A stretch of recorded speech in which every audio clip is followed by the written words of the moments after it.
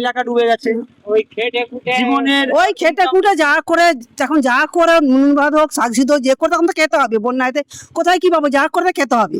যা করে খাওয়া হবে। খিদাইতে কি করবো, যা করে তখন তো খেতে হবে। এই রোডটার উপর হচ্ছে প্রায় 2 মানুষের উপর জল থাকে। 2 মানুষ 2 মানুষের উপর জল থাকে, হ্যাঁ টোটাল থাকে।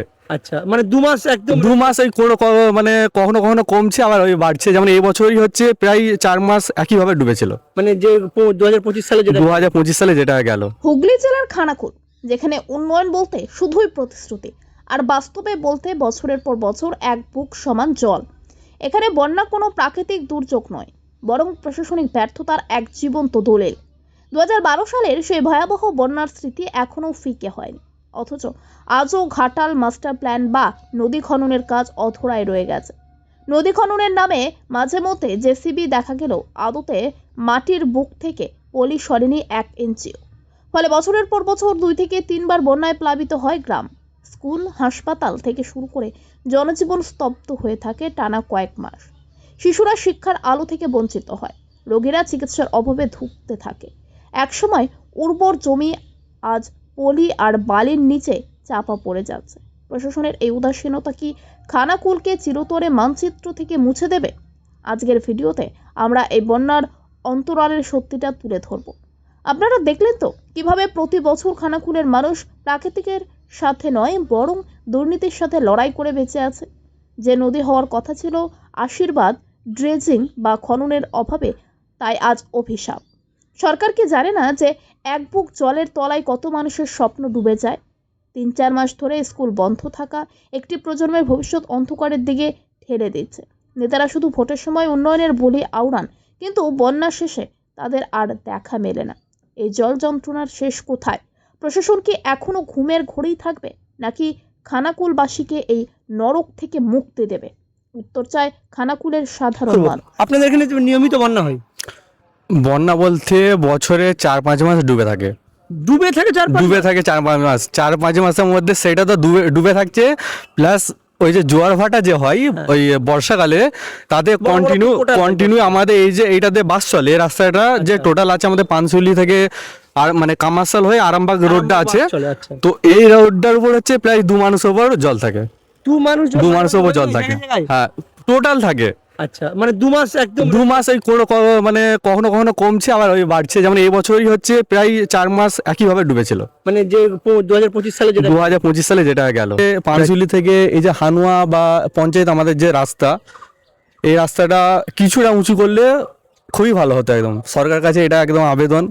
আচ্ছা, সরকারের যে সাহায্য পরবর্তীতে বন্যা তো প্রায় নিয়মিত থাকে, সরকার সাহায্য কিরকম আছে? সাহায্য বলতে দেখো, সাহায্য বলতে হ্যাঁ, যারা অবস্থা খারাপ তারা অনেকে কি হচ্ছে গিয়ে নিচ্ছে, সাহায্য আসে নিচ্ছে, এই করছে। তো সব মানুষের তো গিয়ে সাহায্য নেওয়া সম্ভব নয়। প্রত্যেকে একটা আত্মসম্মান আছে, সব কিছু ব্যাপার আছে। তো 100%-এর মধ্যে ভাবলাম যে 60% সাহায্য নিচ্ছে, কিন্তু 40% লোক কিন্তু সে সাহায্য নিতেও যেতে পারছে না। 50% চাষ বন্ধ হয়ে পড়ে আছে, চাষ আর করছে না, মানুষ ক্ষতি হচ্ছে, চাষ করছে না।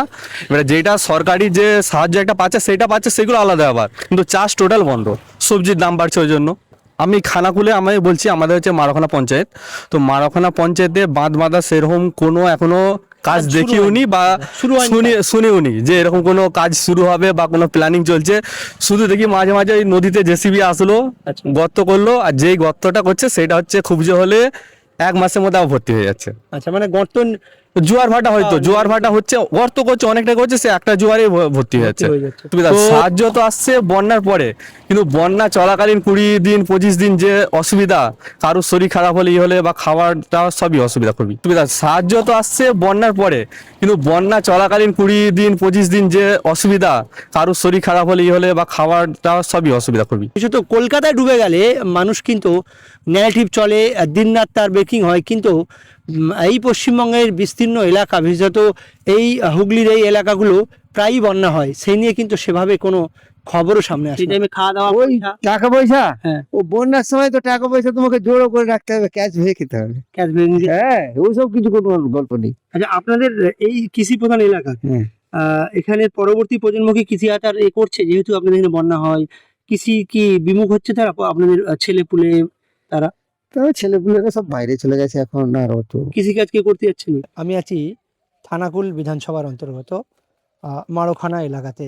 এখানে একটা নিয়মিত সমস্যা হচ্ছে বন্যা হয়, নিয়মিতই বন্যা হয়। এখানে এক স্থানীয় চাচা আছেন, এর কাছ থেকে জানবো আপনাদের কি নিয়মিত বন্যা হয়? হ্যাঁ, আমাদের এখানে নিয়মিত বন্যা হয়। কেন, দামোদরে জল ছাড়ে আমাদের উপর থেকে, সেই জলে আমাদের এলাকা প্লাবিত হয়ে যায় বন্যায়। তার জন্য আমরা সরকারের কাছ থেকে ভালোই একটা পাই, সহযোগিতা পাই, এবং এলাকার নেতারাও আমাদের এখানে ভালোই গরিব মানুষের ওপরে তারা সহযোগিতা করে, তারা সহযোগিতার দু হাত বাড়িয়ে দেয়। এটাই আমাদের এলাকার নেতাদের এবং আমার ভাইয়েরা, যেসব ভাইয়েরা আমাদের এলাকার সুযোগ সুবিধে মানে তারা করে এই বন্যা এলাকার জন্য। এটা আমাদের এখানের আজ নয়, বিগত দিনেরই এই বন্যায় প্লাবিত হয়ে থাকে, এবং আমরা তার থেকে সরকারের কাছ থেকে ভালোই একটা পাই। সেই বন্যা নিয়ে আমাদের এখানে অতটা সেরকম কিছু অসুবিধা হয় না। তার অসুবিধা হলেও সরকার সেখানে বিভিন্ন জায়গাতে খাওয়ারও জায়গার ব্যবস্থা করে, এবং নৌকা টৌকাও দিয়েও ব্যবস্থা করে, এবং রিলিফ মানে তিরপল দিয়ে মানুষকে অনেক সহযোগিতা করে। আমাদের এলাকায় এটা সেরকম কোনো অসুবিধা হয় সরকার হতে দেয় না। আপনাদের এখানে আমরা বন্যা হয়, হ্যাঁ, আমাদের এখানে বন্যা হয়। বছরে কবার বন্যা হয়? 4বার 5বার, আষাঢ় মাস থেকে 4টে 5টা বন্যা হয়ে যায়। 4বার 5বার? হ্যাঁ, এই মাঠে তখন কত জল থাকে? ও মাঠে দেখেন প্রচুর বাবা, প্রচুর জল। প্রচুর জল থাকে? হ্যাঁ। আপনি বা আমি নামলে আমাদের ডুবে যাবো মাঠেতে? আর সাঁতারে আসতে হবে, কোনো নৌকো টৌকো করে আসতে হবে। সাঁতারে- যখন আপনার ঘরের উপরে আপনাদের তো জল উঠে যায় একবারে। আর আপনাদের ওই যে রাস্তাটা মাঠ থেকে 1 কোমর উপর রাস্তা, হ্যাঁ, হ্যাঁ। ওই ওই রাস্তার উপরে হয়তো এক ছাতি জল, এক বুক জল হয়ে যাবে হয়তো। 1 বুক জল হ্যাঁ। রাস্তার উপরে। তখন এখানে তো আরো জল হবে। এখানে আরো জল? হ্যাঁ, আরো জল হবে। ওই রাস্তায় যদি তোমার এক বুক জল হয়ে যায়, তাহলে জমিতে তো আরো জল হবে। এমএলএ এমপিরা কেউ আসে কিছু না? না, কিছুই দেয়নি। আচ্ছা মিথ্যা কথা বাবা বলবো না, কিছুই দেয় না আমাদের। আচ্ছা, তখন আপনার সংসার কি করে চলে? কি করবো? এত এলাকা ডুবে গেছে, ওই খেটে খুঁটে জীবনের ওই খেটে খুঁটে যা করে, যখন যা করে নুন ভাত হোক, শাক সিদ্ধ যে করে তখন তো খেতে হবে। বন্যাতে কোথায় কি পাবো? যা করে খেতে হবে। যা করে খাওয়া হয়। সিটাইতে কি করবো? যা করে তখন তো খেতে হবে। আচ্ছা, ওই তখন তো জমিতে চাষ হয় না, চাষ না। হলেও ডুবে যায়। না, ডুবে তখন তো বন্যায় ডুবে থাকবে তখন। তখন আপনাদেরকে এ দেয় কৃষকের যে ওই যে বিভিন্ন প্রকল্প আছে রাজ্য সরকারের, কেন্দ্র সরকারের, ফসলের নষ্ট হলে সেইগুলো পান টাকাগুলো? সেইগুলো হ্যাঁ, সেইগুলো দেয়, সেইগুলোই দেয়। সেই টাকা ধরুন 1 বিঘেতে আপনার ধান চাষ হয়েছে, 4000 টাকা কি 6000 টাকা পেলেন, তাতে কি আপনার হয়? হ্যাঁ, তাতে কি হবে? হ্যাঁ, সেইটা দেয়, যেটা দেয় সেটা বলবে হ্যাঁ ওইটা দেয়। মানে আর ক্ষতিটা কিছু হয় না, না। জাস্ট একটা টাকা পান। হ্যাঁ, হ্যাঁ, হ্যাঁ। ওই টাকাতে 1 বিঘে জমি ধান বা পাট নষ্ট হলে সেইটা না, উঠবে না? না, না, না, Just সেইটা আবার একটা উঠায় something। ওই যাই হোক সান্ত্বনা দিয়ে আর কি। কিন্তু এই যে রাস্তা ডুবে যায়, আপনাদের বাড়ি এলাকাতেও জল উঠে যায় বলছেন, হ্যাঁ। তাহলে তখন জীবনযাপন হয়, খাওয়া দাওয়া আর সব চলাফেরা প্রচুর সবকিছু- কষ্ট হয়। প্রচুর। এক জায়গায় ঠুকে বসে থাকি। ওই যে করে যাই হোক, কোথাও যাতায়াতের খুব অসুবিধা, সমস্যা খুব। দিন দিন কি এই বন্যা পরিস্থিতি বাড়ছে আপনাদের?